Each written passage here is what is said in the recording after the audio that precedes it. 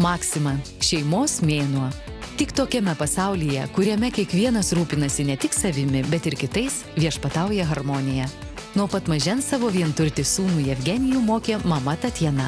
O tu prisimeni, kada pradėjai žaisti futbolą pirmą kartą? Mama, kaip aš galėjau pamiršti, tai buvo tokie laimingi metai.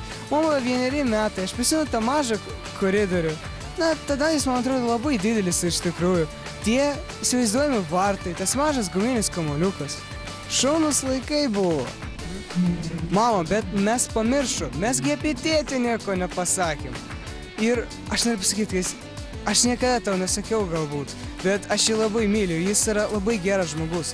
Kai man reikia pagalbos, aš visada ateinu pas jį. O dabar jis jau darbe ir ne su mumis. Palinkėkime ko nors. Tėti, mes linkim tau viso ko geriausio, mes tave labai mylim ir mes norime, kad tu visada būtum laimingas. Būkite su šeima dažniau.